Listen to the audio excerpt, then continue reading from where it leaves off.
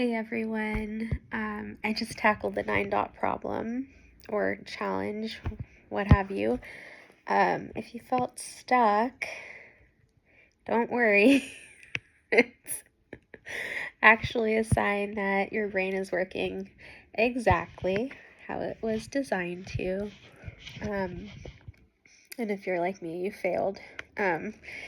This puzzle perfectly illustrates top-down processing. Which we learn about in chapter 3. We aren't just seeing dots.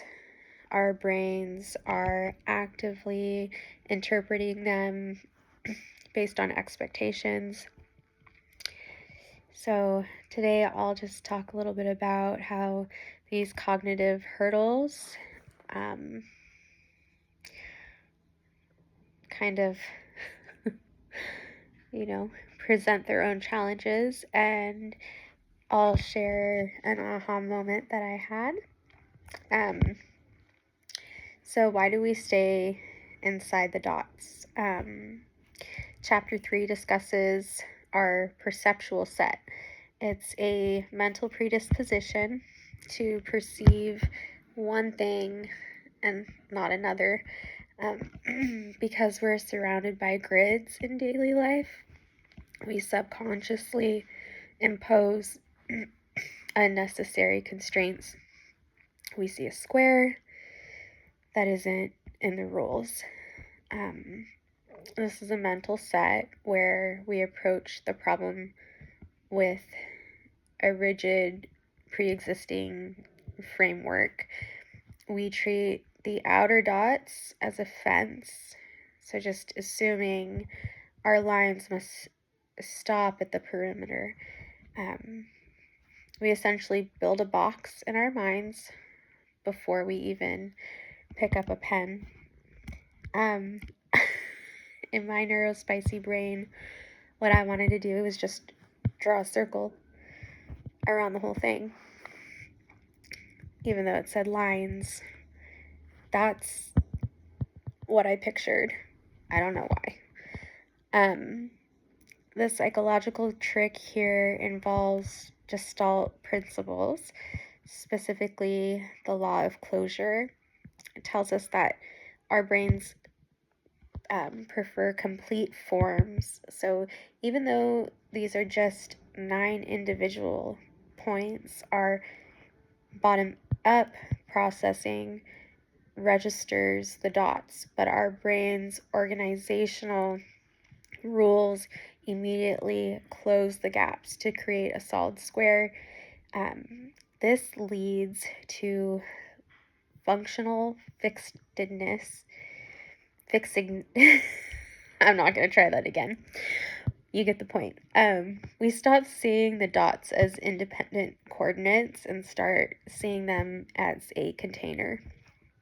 To solve it, you need representational change. You have to override that Gestalt grouping to see the white space as part of the playable area. This reminds me of an aha moment I had in our statistics class. I was struggling in that class. I was struggling with standard deviation. I was stuck in a mental set of memorizing the formulas, treating the math like a closed box, and it was a challenge. So the breakthrough happened when I stopped focusing on the numbers and looked at a histogram. The shift in perception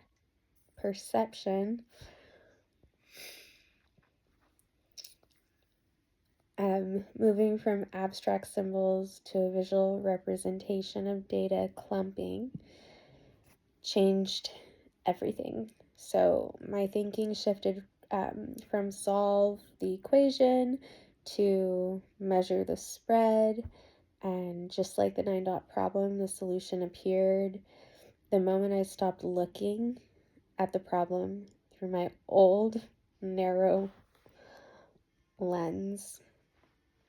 And chapter 3 shows us that perception isn't just seeing, it's interpreting. So the 9 dot problem is a reminder that the boundaries we face are often just illusions created by our own brains. And I think that's applicable to many situations in life. Sometimes we create boundaries out of safety, protection, and I know for myself I do this, and sometimes it's just an illusion, and I have to remind myself that there are many different approaches to problems. Thank you for watching my video, and I look forward to watching yours.